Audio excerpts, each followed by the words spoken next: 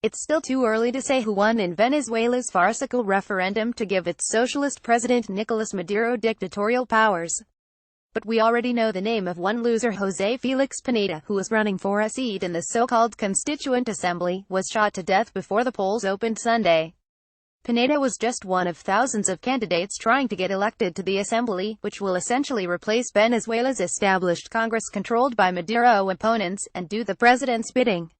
It was an inauspicious start for an election that most Venezuelans don't recognize as valid.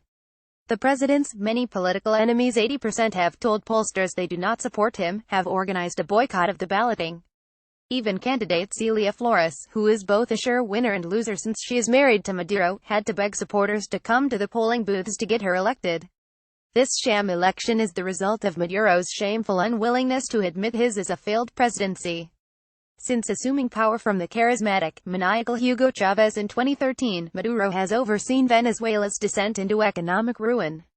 The average Venezuelan has lost 14 pounds since he took office, and not because of some new diet craze. There simply is not enough food to feed the country that once boasted South America's highest standard of living. Maduro himself took the coward's way out on election day, showing up at 6 a.m., long before protesters were filling the streets. He and Flores snuck in and out of a polling booth in West Caracas. Later, not far away, National Guard troops wearing body armor fired shots at protesters who blocked roadways. President Trump has warned that the United States will not stand by and let chaos rule the country. President Trump has warned that the United States will not stand by and let chaos rule the country. The Treasury Department imposed sanctions on a dozen or so of Maduro's known supporters, a move intended to rob the president of what little political base he has left.